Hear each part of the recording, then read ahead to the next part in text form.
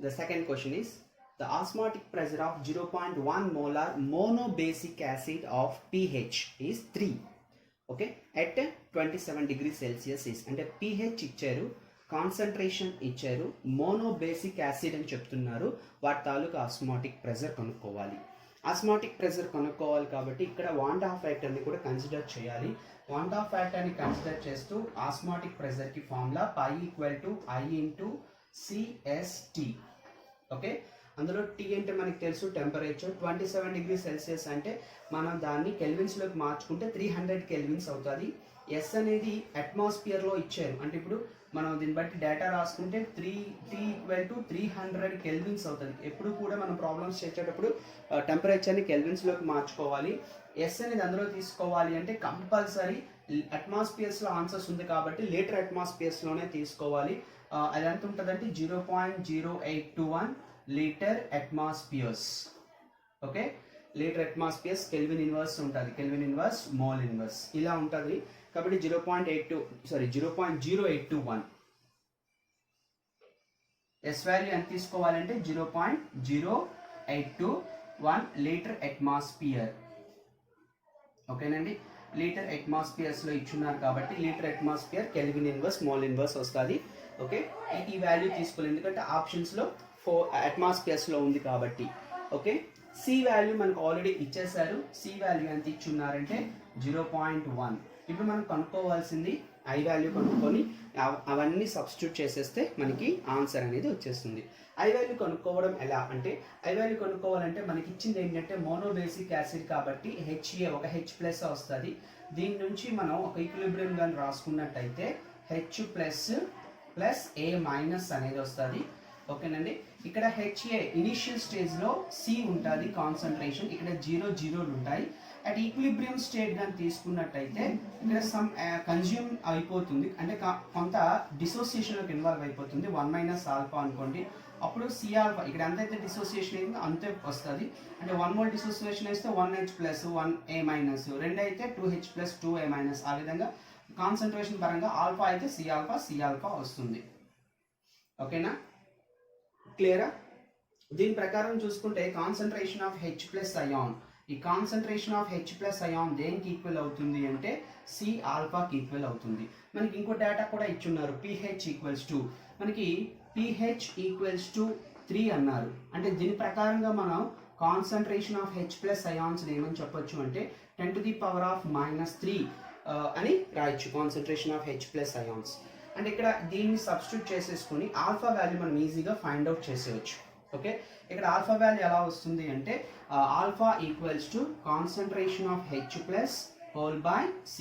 Concentration of H plus 10⁻³ whole by C ఎంత వచ్చిందంటే 0.1. 0.1 అంటే 10⁻⁻1. ఇది పైకి వెళ్తే మనకు వచ్చేది 10⁻⁻2 అంటే 0.01. ఇది ఆల్ఫా వాల్యూ అనేది వచ్చింది. ఓకే, అయితే ఇప్పుడు మనం ఐ వాల్యూ కనుక్కోవాలి. ఐ వాల్యూ కనుక్కోవాలంటే ఇక్కడ డిసోసియేషన్ కాబట్టి ఐ వాల్యూ కనుక్కుంటే మనకి ఐ వాల్యూ ఇక్కడ ఎంత ఉంటుంది అంటే, మీకు ఇంకా క్లారిటీగా ఐ వాల్యూ కావాలి అనుకుంటే మనకేంటి అంటే థియరిటికల్ బై ఎక్స్పెరిమెంటల్, అంతేనా? ఇక్కడ వచ్చినవి కౌంట్ చేయండి, హోల్ బై రాసుకోండి. అంటే ఇప్పుడు ఎలా వస్తుంది అంటే ఇక్కడ ఉన్నవి ఎన్ని ఉన్నాయి, C into C minus alpha అంటే C మైనస్ C ఆల్ఫా. ఇప్పుడున్న అయాన్స్ అన్ని రాసుకోండి, C మైనస్ C ఆల్ఫా. ఇక్కడ ఏంటి ఉన్నాయి, C alpha plus C alpha whole by C. ఇది ఐ వాల్యూ ఫైండ్ అవుట్ చేయడానికి. ఇప్పుడు మనకి ఏమొస్తుంది అంటే C ఆల్ఫా క్యాన్సిల్ అయిపోతుంది, C కామన్ తీస్తే CC పోతుంది కాబట్టి 1 ప్లస్ ఆల్ఫా. అంటే ఇప్పుడు I equals to 1 plus alpha 1 plus 0.01. అంటే ఇప్పుడు ఐ వాల్యూ ఎంత వచ్చింది అంటే 1.01. ఐ వాల్యూ అనేది మనం ఇక్కడ ఫైండ్ అవుట్ చేసేసాం. ఓకే, ఇప్పుడు ఈ వాల్యూ తీసుకెళ్ళి అక్కడ సబ్స్టిట్యూట్ చేసేస్తే ఆన్సర్ అనేది వచ్చేస్తుంది. ఓకే, ఇప్పుడు నేను ఇదంతా చెప్తున్నాను, మీరు చూసే ఉంటారు, చూసుకోండి ఒకసారి. ఓకే, నేను ఐ వాల్యూ అనేది తీసుకెళ్ళి అక్కడ ఆన్సర్ని సబ్స్టిట్యూట్ చేసేస్తాను. ఓకేనండి, ఓకేనా? ఇందాక మనం ఐ వాల్యూ ఫైండ్ అవుట్ చేసాం, ఎంత వచ్చింది ఐ వాల్యూ 1.01. అన్ని సబ్స్టిట్యూట్ చేసేయండి. పై ఈక్వల్స్ టు 1.01 ఇంటూ అండ్ ఇది 1గా తీసుకోవచ్చు కదా. ఇక్కడ ఏంటంటే C వాల్యూ ఎంత 0.1. ఓకే, C వాల్యూ ఇచ్చారు కదా 0.1.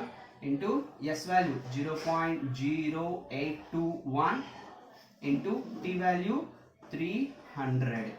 ఓకేనండి, మీరు ఈ మొత్తాన్ని మల్టిప్లై చేస్తే మీకు నియర్లీ 2.46 సంథింగ్ వస్తుంది. మీకు ఎలా అంటే సింపుల్గా నేను ఆ జీరోస్ అన్ని పక్కన పెట్టండి, సపరేట్గా మల్టిప్లై చేసేయండి.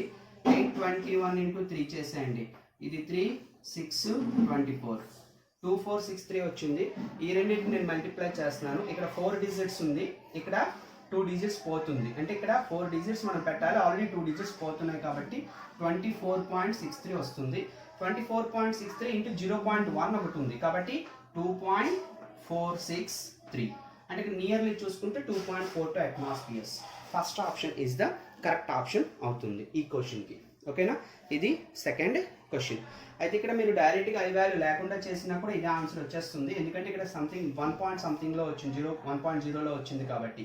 కానీ ఇది చేసుకోవడం వల్ల ఏమవుతుంది అంటే రేపొద్దున్న మనకి pH వాల్యూ చేంజ్ చేసినా అక్కడ 1 పాయింట్ రాకుండా ఇంకేదైనా వచ్చినా మనకి ఇబ్బంది లేకుండా ఉంటుంది కాబట్టి ఇలాంటి ప్రాసెస్ అనేది చెప్పడం జరిగింది.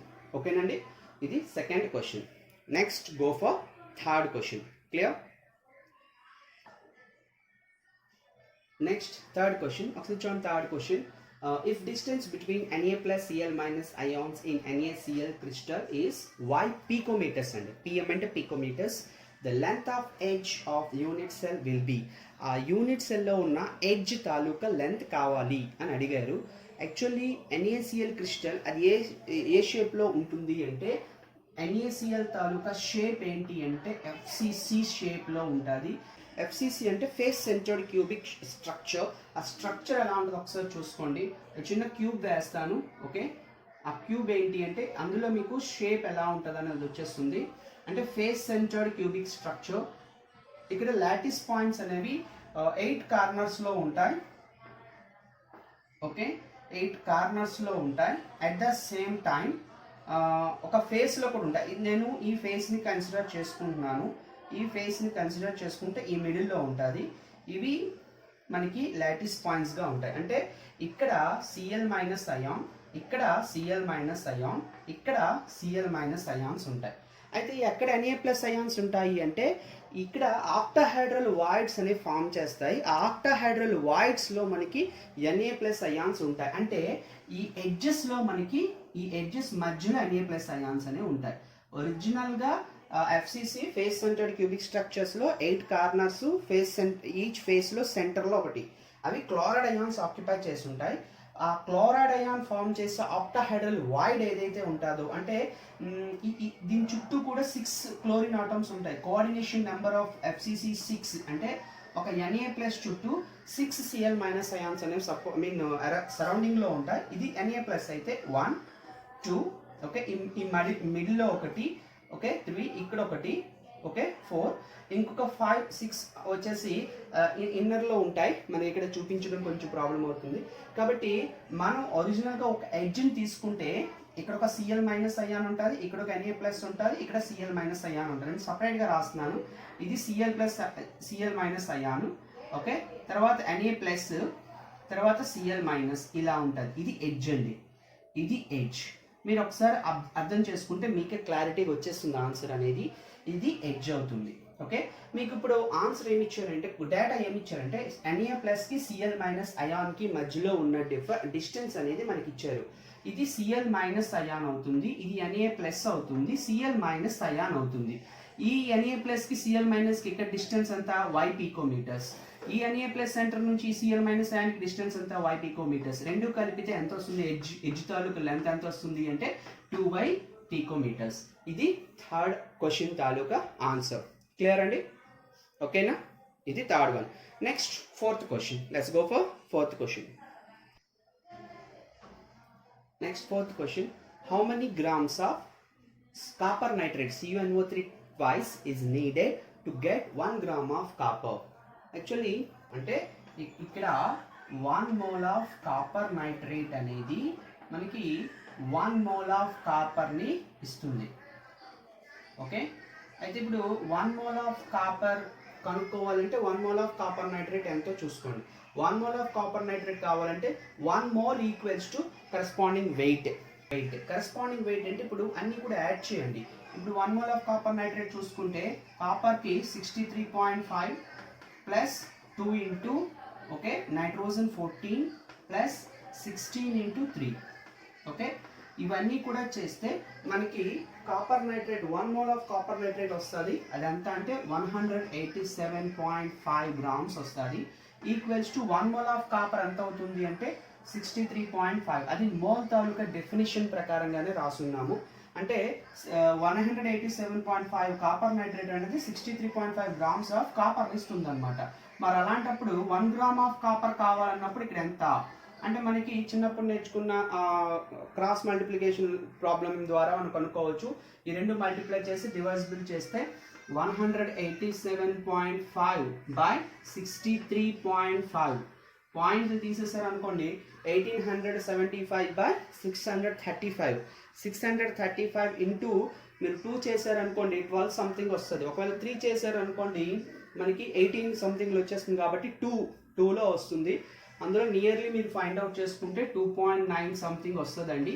కాబట్టి దీనికి నియరెస్ట్ ఆన్సర్ వచ్చేసరికి 4th ఆప్షన్ కరెక్ట్ అవుతుంది. కావాలంటే మీరు డివిజిబుల్ చేసుకోండి, మనకి 2.9 సంథింగ్ వస్తుంది. ఆన్సర్ అనేది 2.95 అనేది అవుతుంది. ఓకేనా, ఇది 4th క్వశ్చన్ అండి. Let's go for 5th question.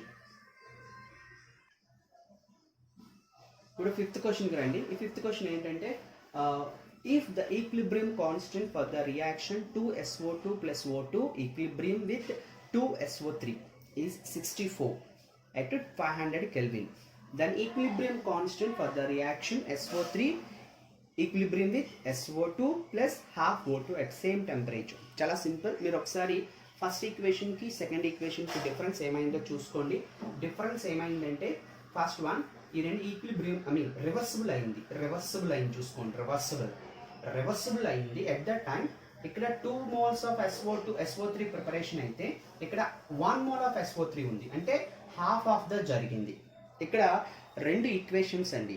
First మనం ఈ ఈక్వేషన్ నుంచి ఇక్కడికి వచ్చేసరికి హాఫ్ అయిందంటే స్క్వేర్ రూట్ ఆఫ్ చేయండి. దీనికి కేసీ ఇచ్చారు కదా, కేసీ ఎంత ఇచ్చారు ఫస్ట్ ఈక్వేషన్కి కే అనుకోండి 64 ఇచ్చారు. ఇప్పుడు ఇది K1 K2 కావాలంటున్నారు. ఓకే, అంటే ఇప్పుడు ఫస్ట్ ఈక్వేషన్ నుంచి సెకండ్ ఈక్వేషన్కి వచ్చేసరికి 2 ప్రాసెస్లు జరిగాయి. ఒకటి హాఫ్ అయింది, ఇంకోటి రివర్స్ అయింది. ఫస్ట్ మీరు హాఫ్ అయింది అనుకోండి, హాఫ్ అయినప్పుడు K2 ఏమవుతుందంటే స్క్వేర్ రూట్ ఆఫ్ K1 అవుతుంది. నెక్స్ట్ ఓకేనండి. నెక్స్ట్ ఇంకోటి రివర్స్ అయింది, రివర్స్కి ఏమవుతుందంటే 1/, అవుతుంది. రివర్స్కి ఏమవుతుంది 1/, అవుతుంది. ఇది స్క్వేర్ రూట్ ఆఫ్ అవ్వడానికి reason half of the volume అయింది. అంటే ఇక్కడ 2SO3 ప్లేస్లో 1SO3, 2SO2 ప్లేస్లో 1SO2, 1SO2 ప్లేస్లో హాఫ్ O2. హాఫ్ అయింది కాబట్టి సెకండ్ దాన్ని హాఫ్ వల్ల స్క్వేర్ రూట్ ఆఫ్ K1 అయింది. రివర్సిబుల్ రియాక్షన్ కూడా అయింది. ఇక్కడ SO3 అనేది ప్రొడక్ట్స్లో ఉంది, ఇక్కడ రియాక్టెంట్స్లో ఉంది. ఇక్కడేమో రియాక్టెంట్స్లో ఉన్నాయి, ప్రొడక్ట్స్లో ఉన్నాయి. రివర్స్లో ఉంది కాబట్టి రివర్సిబుల్కి ఏమవుతుంది అంటే K2 okay equals to 1/√of K1. ఇది మీరు ఆన్సర్ చూసుకుంటే సరిపోతుంది. 1/√of K1 ఎంత అండి 64, √of 64 ఎంత అండి 8. 1/8 అనేది ఆన్సర్ అవుతుంది. ఓకే, ఇది 5th క్వశ్చన్ సంబంధించిన ఆన్సర్. క్లియర్ అండి? ఓకేనండి. ఐ హోప్ మీకు క్వశ్చన్స్ లైక్ అయ్యాయి అనుకుంటున్నాను. అలానే లైక్ చేయండి, వీడియో నచ్చినట్టయితే లైక్ చేయండి, షేర్ చేయండి, అలానే సబ్స్క్రైబ్ చేసుకోండి. మీరు లైక్ చేయడం వల్ల ఈ వీడియో అనేది మ్యాక్సిమం మెంబర్స్కి రీచ్ అవుతుంది. రీచ్ అవ్వడం వల్ల ఏంటంటే మనం చూసే ఆ 5 to 10 minutes వీడియోలో అయినా ఇలాంటి బిట్స్ ఏమైనా ఫ్యూచర్లో వచ్చినట్టయితే మీకు ఇబ్బంది లేకుండా ఉంటుంది. ఇలానే రెగ్యులర్గా వీడియోస్ అనేవి అప్డేట్ అవుతూ ఉంటాయి. జస్ట్ ఫాలో అవ్వండి, ఛానల్ కూడా ఫాలో అవ్వండి. ఓకేనండి. నెక్స్ట్ మీకు ఇంకేమైనా క్వశ్చన్స్ కానీ డౌట్స్ ఉన్నట్టయితే మీరు కామెంట్స్లో కానీ పెట్టినట్టయితే అవన్నీ నేను కలెక్ట్ చేసుకొని దాని మీద ఒక వీడియో కూడా చేస్తాను. ఓకే, ఏమైనా డౌట్స్ ఉన్నట్టయితే. ఓకేనండి.